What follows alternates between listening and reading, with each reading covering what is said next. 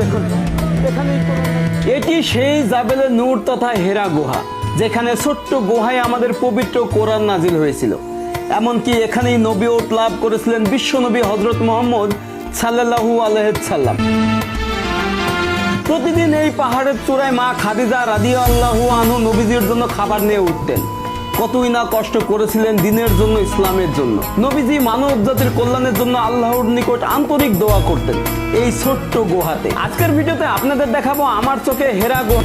তো দেখেন যাওয়ার পথটা এরকম।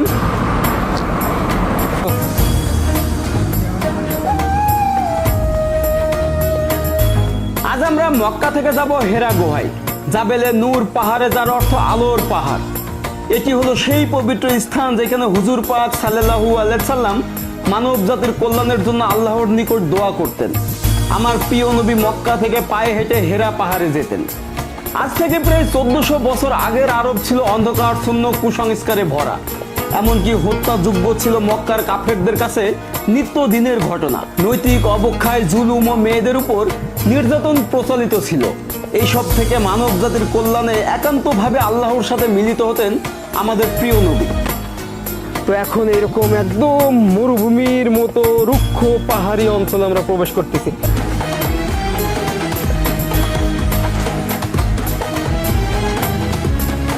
জাবেলে নূর পাহাড়ের চূড়ায় ওঠা এক অসাধারণ অভিজ্ঞতা। রুক্ষ পাহাড়ি পথ বেয়ে হাজারো মুসল্লির গন্তব্য পাহাড়ের সর্বোচ্চ উপরে, যা সত্যি অনেক অনেক কষ্টসাধ্য যাত্রা। কিন্তু প্রতিটি মুহূর্তেই আধ্যাত্মিক শান্তি ও আল্লাহর কাছে আরো কাছাকাছি আনার অনন্য অনুভূতি দেয়। পাহাড়ের উপরে উঠছিলাম আর ভাবছিলাম আমার নবী কিভাবে কষ্ট করে এই পাহাড়ে যেতেন। মা খাদিজা রাদিয়াল্লাহু আনহা নবীজির জন্য খাবার নিয়ে যেতেন এই হেরা গুহায়। কতই না কষ্ট করেছিলেন দিনের জন্য, ইসলামের জন্য, এই মানব জাতির জন্য। কিন্তু পাহাড়ের রোদ প্রখর, তবু যেন হৃদয়কে নরম করে, আত্মাকে প্রশান্ত করে এবং আল্লাহর কাছে আরো নিবিড়ভাবে পৌঁছানোর অনুভূতি দেয়। পাকিস্তান, পাকিস্তান, আসসালামু আলাইকুম। बांग्लादेश, पाकिस्तानी। तो पाकिस्तानी। अस्सलाम वालेकुम काकू, कैसा हो? अल्हम्दुलिल्लाह। कितना टाइम लगा इधर से पैदल के? तकरीबन 1 आवर। 1 आवर। कोई दिक्कत तो नहीं हुआ? ওয়ালাইকুম। তো আমরা এখন এখানে গাড়িও আসে, কিন্তু একদম উপর পর্যন্ত যায় না, প্রবেশ করতে হবে। এখানে অনেক দোকানপাটও আছে। এই যে এই গেটটা কিন্তু এখন তালা মারা। এখানে আপনি রেস্ট নিতে পারবেন। এখানে ড্রিঙ্ক থেকে শুরু করে আতর, বিস্কিট সব কিছুই পাওয়া যায়। এই দিক দিয়ে আমাদের বের হইতে হবে। তো এইভাবেই কিন্তু উঠতে হবে একদম উপরে। তো মহানবী সাল্লাল্লাহু আলাইহি সাল্লামের সেই যাওয়ার পথ দিয়েই প্রবেশ করতেছি আমি। তবে সিঁড়ি হওয়ায় কিন্তু আপনি উঠতে সহজ হবে, সেই সাথে রেস্ট নেওয়ার জন্য এখানে বসতে পারবেন। তবে রোদের তাপমাত্রা অনেক বেশি। বাংলাদেশ পুরো শহরটাই দেখা যায়। এটা হচ্ছে ক্যাফে। আমি একটু দেখাই আপনাকে পুরো শহরটা। এই যে কোনো গাছপালা নেই, একদম ধূসর রঙের পাহাড়, রুক্ষ। হ্যাঁ, রাত হইলে এখানকার যখন রাতের পরিবেশটা অসাধারণ। আমরা তো এখন দিনের বেলা আসছি, ইনশাল্লাহ আমরা কিন্তু এখানে কোনো গাছপালা কি জন্মায় না। আমার তো গলা শুকাই গেছে, কাশি হচ্ছে। আমরা ওই যে উপরে ওইখান থেকে এই শহরটা আরো সুন্দর দেখা যাবে। আমাদের নবী এখানে হেঁটে হেঁটে আসতেন ভাই। এখন তো রাস্তা খুব ইজি, আগে রাস্তা ছিল এটা। হ্যাঁ, আগে এই রাস্তা ছিল, এখন তো রাস্তা খুব ইজি করে দিচ্ছে, মানে সহজ করে দিচ্ছে মানুষের জন্য। এখন রাস্তা কেটে খুব সহজ করে দিচ্ছে, মানুষ এখন চাইলেই এখান থেকে মানে হেঁটে উঠতে পারতেছে, কিন্তু আগে খুব কষ্ট হইতো। সে সাথে পিছনেই শহর।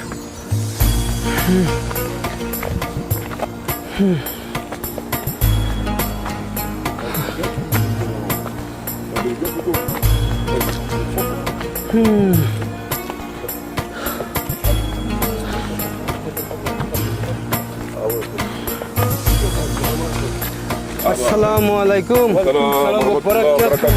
বারাকাতুহু। আলহামদুলিল্লাহ। বাংলাদেশ, বাংলাদেশ। মাশাআল্লাহ মাশাআল্লাহ মাশাআল্লাহ। মালি, হ্যাঁ, মালি মালি, মালি। Yeah. ও ফুটবল। Yeah. মাশাআল্লাহ। বাংলাদেশ, বাংলাদেশ, বাংলাদেশ। তো ওনাদের তো ঠিক এইখান থেকেই কিন্তু পাথরের রাস্তাটা শুরু, একদম খাড়া উঠতে হবে এখন। আর এখানে আপনি চাইলে এগুলো কিনে কবিতরকে দিতে পারেন। এই যে এইখান থেকেই কিন্তু স্টার্ট, সম্পূর্ণ পাথর কেটে কেটে সিঁড়ি বানানো হয়েছে, কিন্তু তখন এরকম সিঁড়ি ছিল না। এখান থেকে কিন্তু এই পাশে আরো শহর দেখা যায়, আরো পাহাড় দেখা যায়। আচ্ছা, হাউ মাচ? 2 রিয়াল। 20 বছর মেয়ে আসছি 20 বছর কি হয়েছে? 20 বছর কি হয়েছে? এখানে 20 বছর এখানে এই ব্যবসা করে? মানে মানে যায় আসে দেখে যায় রোইজি। রোইজি। মানে যায়। আর দেশ কোনটা? নাইজেরিয়া। নাইজেরিয়া। ও, নাইজেরিয়া। উনি কিন্তু এখানে বসে ব্যবসা করলেও সারাদিন ইবাদত করে। আইয়ো মাশাআল্লাহ। দেখছেন? আইয়ো এখানে আসতে পেরে আলহামদুলিল্লাহ আলহামদুলিল্লাহ। স্বপ্ন ছিল। স্বপ্ন ছিল একদিন এখানে আসা, আল্লাহ এই স্বপ্ন পূরণ করছে। নেক্সট টাইম আসার আল্লাহ যাতে আমার তৌফিক দান করে। তো উপরে তো গেছিলেন, উপরে গেছে কেমন লাগলো? ভাষা প্রকাশ করার মতো। আমার নবী কিন্তু এখানে ধ্যান করতেন এবং মানব জাতির কল্যাণের জন্য। এবং এখানে কোরআন নাযিল হয়েছে। হ্যাঁ, আর সেই নবীর উম্মত আমরা। সেই নবীর উম্মত, ওই নবীর উম্মত, ওই নবীর খাতিরে আল্লাহ মাফ করে এবং জান্নাত দেন। জান্নাত জান্নাত যেন তো আমাদের আয়াল অর্থাৎ আল্লাহ ইমানদার ব্যস্ত হয়েছেন এবং আমাদের প্রতিবেশী, আমাদের মা বাবা এবং আমাদের বন্ধু বান্ধব সবাইকে যেন এই জায়গার আসার তৌফিক দান করে। হ্যাঁ, ইনশাআল্লাহ। তাদের মা নাই বাবা নাই তাদের কবরস্থ হয়েছেন তাদের যেন উমরা হয়ে গেছে? বাহ, আল্লাহ কবুল করুন। তাদের যেন এখানে আসার তৌফিক দান করে এবং কবরের গুনাহ খাতা যেন মাফ করে দেয়। ইনশাআল্লাহ, আমিন। থাকেন, আল্লাহ হাফেজ। চলে আসছেন? হয়ে গেছে? আর কতক্ষণ লাগবে? আর কতক্ষণ লাগতে পারে? এমডি ফিজ আধা ঘন্টা। তো হ্যাঁ, ওয়ালাইকুম আসসালাম। তো আমরা উঠতেছি।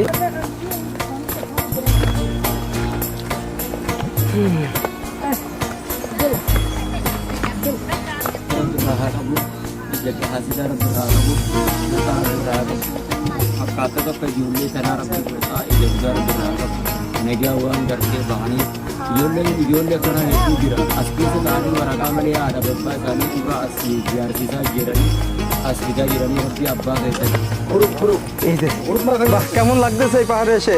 আলহামদুলিল্লাহ, ভালো ভালো লাগছে। আর এই যে ওরা কিন্তু আল্লাহর সন্তুষ্টের জন্য চুল ফালাই দিছে। আল্লাহ কবুল করুক। উমরা হয়ে গেছে? বাহ বাহ, আল্লাহ কবুল করুক। ছেলে না সব বাংলাদেশের নাকি? বাহ, হয়ে গেছে উপরে ওঠা? ও, যাচ্ছেন? এবং আর 2 থেকে 3 মিনিট লাগবে ইনশাল্লাহ। দ্বার প্রান্তে আমরা এখন।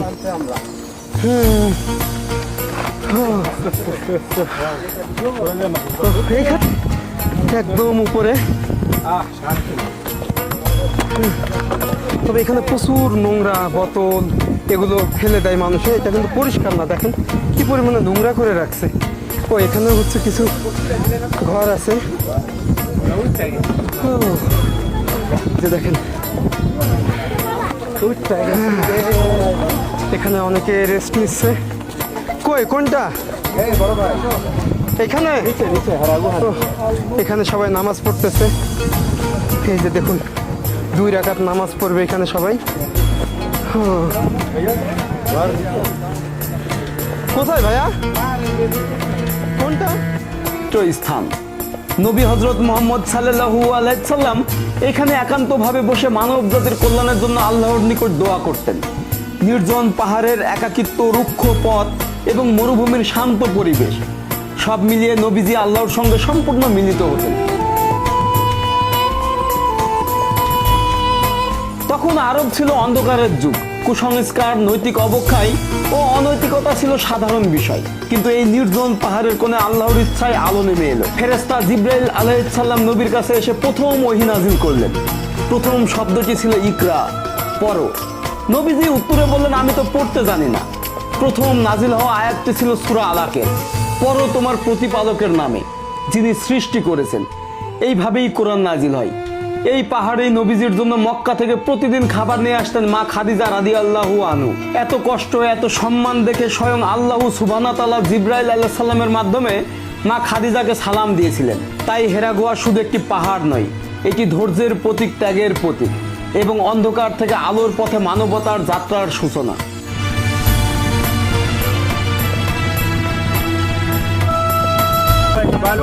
ভালোবাসি, কেমন আছি? ভালো আছি, হ্যাঁ, ভালোবাসি না, হ্যাঁ, পাকিস্তানি ভাই। অনেক এই যে একটু ধীরে ধীরে নামে না, নাহলে স্লিপ করলে কিন্তু শেষ। এটা কি এদিক দিয়ে? আল্লাহ, খুবই সাবধানে। এখানে মোটা মানুষ কেমনে ঢুকবে? এই যে দেখেন, ও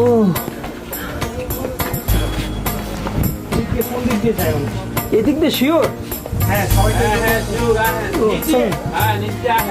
আল্লাহ, নাকি এটা দিয়ে? এদিক দিয়ে? কোন দিক দিয়ে? আচ্ছা আচ্ছা, হ্যাঁ এইদিকে। আস্তে আস্তে। ও এখন এই ভিতরে করতে পারবো। এটা কি বাধ্যতামূলক ভিতরে নামাজ পড়া? আচ্ছা, এইখানে বসে নামাজ পড়েছেন, তো উপর থেকে পানি দেওয়া হচ্ছে ঠান্ডা হওয়ার জন্য। 610 হিজরি সনে আমাদের প্রিয় নবী হজরত মোহাম্মদ সাল্লাল্লাহু আলাইহি সাল্লাম এখানে ধ্যানরত অবস্থায় কোনো একটা রমজানের মাস, যাকে লাইলাতুল কদর নামে আমরা জানি, সেই রাতে জিবরাইল আলাইহিস সালাম হজরত মোহাম্মদ সাল্লাল্লাহু আলাইহি সাল্লামের কাছে ওহী নিয়ে আসে।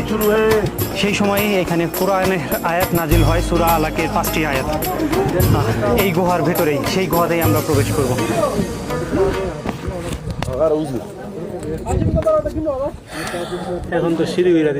এই পাহাড়ে এই পাথরে লেগে আছে সে পায়ের ধুলা।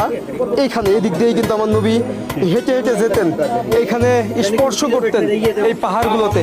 এখন কিন্তু এই দিক দিয়ে মেয়েরাও প্রবেশ করে এটা দেখার জন্য, এবং এইটাই একমাত্র আসার রাস্তা। এই যে দেখেন, এটাই একমাত্র আসার রাস্তা। তো এদিক দিয়ে অনেক মেয়েরাও প্রবেশ করে। বাপরে বাপ, বেরোচ্ছে আরামসে। কত কষ্ট। হাজি হাজি, ওয়েট ওয়েট ওয়েট। এখন আজান দিচ্ছে।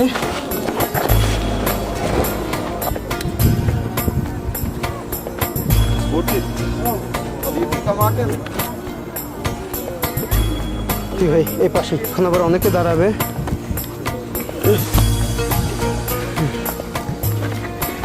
তো এদিকে সাদাত ভাই করতেছে, দোকানপাট আছে। এই যে এখানকার স্থানীয় বা কিছু আরাবিয়ানরাই দোকানপাট দিয়েছে আর কি। তো এখানে তসবি থেকে শুরু করে পারফিউম, এখানকার আংটি, এগুলো পাবেন। এখান থেকে এই যে এই পাশে